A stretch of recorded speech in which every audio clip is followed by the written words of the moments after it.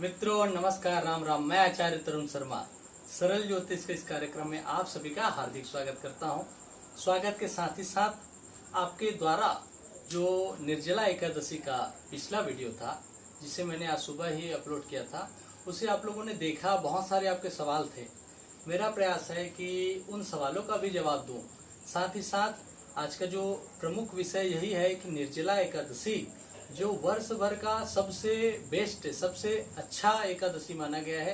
वैसे एकादशी की तुलना हम नहीं कर सकते, ये हमारी अज्ञानता होगी, क्योंकि हम किसी भी देवी देवता की या माता पिता की किसी की भी हम लोग तुलना नहीं कर सकते। लेकिन क्योंकि व्यास जी ने बताया भीमसेन को कि सभी एकादशियों में इस एकादशी की महत्ता थोड़ी सी भिन्न है और महान है, थोड़ा सा अलग है, क्योंकि इसके नियम अलग है। यह कठोर तप का है, कठोर संकल्प का व्रत है।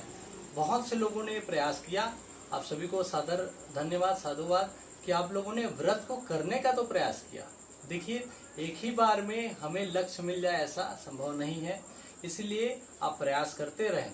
किसी वर्ष आप अगर प्रारंभ कर रहे हैं, पहली बार की बात है, आपका शरीर उसके योग्य नहीं हुआ है, अगर आपको लगता है कि मुझे कोई समस्या आ रही है, किसी का जैसे किन्हीं भाई को अगर बुखार पकड़ा है, ऐसे संदेश किए थे, तो अगर बुखार आ रहा है या कोई शरीर में कोई व्याधि आ रही है, तो आप भगवान जी को समर्पित कर दीजिए।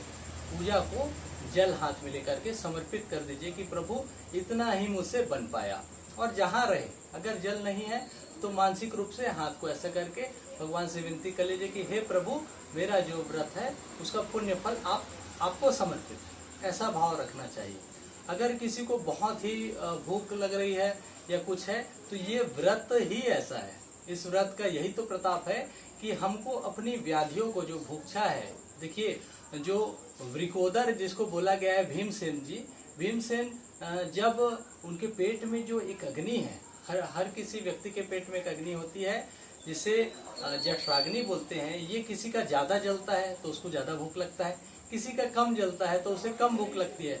तो जब पेट की जो अग्नि है उसकी अलग अलग स्थिति होती है, तो हमारे शरीर में उसका प्रभाव पड़ता है। तो किसी व्यक्ति को ज्यादा अग्नि के प्रभाव से भूख बहुत लगता है, तो ऐसे में तुलसी उसका एक विशेष औषधि के रूप में माना गया है। तो ऐसे में तुलसी मिला हुआ जल उनको पीना चाहिए, तांबे के लोटे से मिला हुआ जल पीना चाहिए, घड़े के पानी का जल उनको पीना चाहिए। लेकिन होता क्या है, हम लोग अगर व्रत रख रहे हैं, संकल्प भी कर लिए हैं, तो प्रयास करें, पूरा करने का प्रयास करें। लेकिन अगर ऐसी स्थिति बन रही है कि मुझसे नहीं हो पाएगा, तो वहीं पर ही भगवान को समर्पित कर दीजिए। और फिर भी प्रयास ये करें कि कुछ आहार लेना है। अगर लेना है तो ऐसा आहार लीजिए जो उस व्रत में, एकादशी में, जैसे एकादशी के दिन सेम नहीं खाना चाहिए। अगर उसको घर में बन रहा है तो ये गलत स्थिति है। अन्न नहीं ग्रहण करना चाहिए, तो आप अन्न का ऑप्शन ढूंढ लीजिए। आप दूसरा कुछ चीज ढूंढ लीजिए जिसमें ज्यादा अन्न का प्रयोग न हो, तो ऐसा आप कर लीजिए।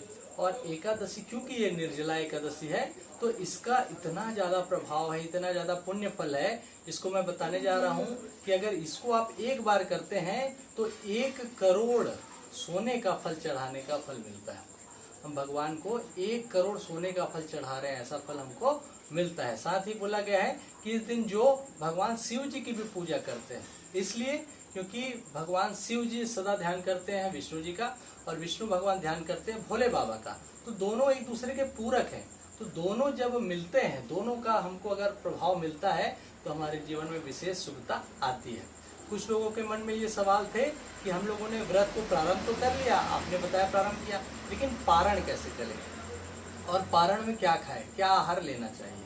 वैसे तो बताया गया है कि व्रत का पारण अगले दिन यानी द्वादशी के दिन पारण करना चाहिए। मैंने पिछले वीडियो में बताया था कि सूर्योदय से 4 घंटे को मान लीजिए, जैसे 6 बजे है तो 10 बजे, ऐसे मैंने बताया था। तो 10 बजे आप पहला काम करिए, कोई गौ माता दिख रही है तो उनको कुछ दे दीजिए गाय के नाम से। दूसरा, आपको एक घड़े का दान करना है किसी गरीब के यहाँ, अन्न का दान करना है किसी गरीब सत्पात्र के यहाँ।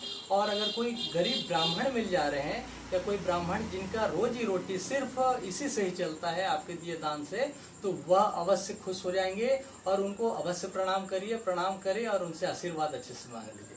अगर वो आशीर्वाद देते हैं तो आपका काम अवश्य हो जाएगा। साथ ही साथ बोले कि आपके जीवन में कई प्रकार की समस्याएं आ रही है, कोई भी मानसिक चिंता है, तो एकादशी के एक व्रत से ही पूरा जो दोष है, जो भी संकट है, पीड़ा है, वो सभी शांत हो जाते हैं।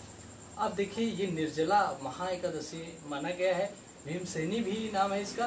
तो इसको यही समझ जाइए कि इसका अगर व्रत हम पूरे नियम से करते हैं तो बहुत ही इसका फल मिलता है हमको। साथ ही साथ स्वर्ग की प्राप्ति तो मिलती ही मिलती है, और जैसे भीम ने किया वैसे ही हमको करना चाहिए। मैंने नियम को पिछले वीडियो में बताया था। अब यहाँ पे बात ये आती है कि हम सभी नियम को कर रहे हैं, पारण भी कर रहे हैं। पारण में क्या खाएं? पारण में आपको लहसुन प्याज संबंधी नहीं खाना है, गरम चीज को ही आप ले सकते हैं। द्वादशी के दिन आप अन्न ले सकते हैं, कोई समस्या नहीं है, लेकिन तुलसी का पत्ता उसमें रखना ना भूले। पहले भगवान जी को आप समर्पित करिए कोई भी प्रसादी को, और फिर आपको प्रसाद को लेना है, प्रसाद को पाना चाहिए। प्रसाद को जब ग्रहण करते हैं तो प्रसाद, प्रभु का साक्षात दर्शन, तो ये है प्रसाद, प्रभु का साक्षात दर्शन। तो आप जैसे ही उसको ग्रहण करें, आंख बंद करके भगवान का ध्यान करें। हाँ, आज अगर आपको शयन करते समय भगवान का ध्यान करना चाहिए। कई लोग का सवाल था कि मेरा अगर दिन में सोने की इच्छा हो रही है तो मुझे क्या करना चाहिए, या कई लोग को अगर नींद पड़ गया तो क्या करना चाहिए। देखिए, जाकी रही भावना जैसी, प्रभु मुहूर्त देखे तें तैसी, अर्थात प्रभु जी का हम लोग जैसे भाव से ध्यान करेंगे हमको पूरा फल मिलेगा। मूल बात यही है कि आपको इतना जान लेना है कि आपको भगवान का नाम थोड़ा सा भी समय मिलता है, जितना बन पड़े आपको करना चाहिए। यथाशक्ति यथाभक्ति संकल्प में आपने किया था, आप लोगों को भगवान का नाम लेते रहना चाहिए। कोई भी काम को रोकना नहीं, काम पहले है, और काम के साथ ही साथ भगवान का नाम भी आवश्यक है। अगर दोनों जुड़ जाता है तो आपको भगवान की कृपा अवश्य मिलती है। अगर आप काम धाम छोड़ करके भगवान की पूजा कर रहे हैं तो भी आपको फल मिलने वाला नहीं है। आपको विशेष करके देवी देवताओं का नाम तो लेना ही चाहिए, लेकिन अपना जो कर्म है, अगर आप कोई व्यवसायी हैं, अगर कोई आप व्यवसायी हैं तो व्यवसाय करिए। आप अगर कोई विशेष रूप से कोई छात्र हैं, अगर आपको पढ़ाई करना है तो आप पढ़ाई अवश्य करिए, उसमें कोई कोताही नहीं बरतना है। अपने काम को पहले ध्यान देना है। साथ ही साथ देवी देवता का सुबह शाम 2 समय ही तो करना है। अगर 2 समय हम लोग पूजा कर रहे हैं, देवी देवता का नाम ले रहे हैं, और अगर साल में बहुत सारे व्रत होते हैं, साप्ताहिक व्रत होता है, दिन का व्रत होता है, साथ ही साथ जितने भी प्रकार के व्रत हो रहे हैं, अगर हमको आस्था है तो कोई ना कोई व्रत को हमको करते रहना चाहिए। और इस व्रत को करने के बाद आपको विशेष रूप से भगवान की कृपा दृष्टि मिले। मेरी यही कामना है कि आप सभी पर भगवान हरि की कृपा दृष्टि बने, भोले बाबा की कृपा दृष्टि बने। साथ ही साथ इस पूजा के बाद दान करना चाहिए। कई लोगों ने आज दान भी किया है मंदिर में, हम देख सकते हैं कि ऐसा दान आप चाहें तो कर सकते हैं। और मंदिर में जब दान करेंगे और देवी देवताओं को जब भी कुछ चढ़ाएंगे तो आप अवश्य रूप में विशेष करके देखिए, कई लोग घड़ा को चढ़ाते हैं, कई लोग वस्त्र आदि चढ़ाते हैं, तो आप संकल्प अवश्य करा लेवे। और या तो फिर मन ही मन आप सोच लीजिए कि प्रभु मेरे घर में, मुझ पर, हर किसी पर भगवान जी की कृपा दृष्टि बने। हाँ, और जो विशेष रूप से ये कोरोना वायरस जो फैला हुआ है, इससे हम सभी को मुक्ति मिले। प्रभु हम सभी पे कृपा दृष्टि बनाए। साथ ही साथ इस व्रत को करने से आप सभी के जीवन में क्या क्या परिवर्तन आ रहे हैं, आप सभी को मानसिक सफलता मिल रही कि नहीं मिल रही है, इसको मुझे कमेंट बॉक्स में अवश्य लिख भेजिए। कुछ सवाल होंगे तो मुझे लिख भेजिए। मेरा प्रयास रहेगा कि मैं उन सब पे अवश्य आपको सही और उचित शास्त्रोक्त प्रमाण या सलाह दूं, जिसके माध्यम से आप सभी सही रूप से इस व्रत को कर सके। आप सभी ने वीडियो को देखा, इसके लिए आप सभी को मेरा सादर धन्यवाद, नमस्कार। और अगर वीडियो अच्छा लग रहा है तो आप चैनल को अवश्य सब्सक्राइब करिए, शेयर करिए और लाइक करिए। साथ ही साथ मेरे चैनल के साथ बने रहें।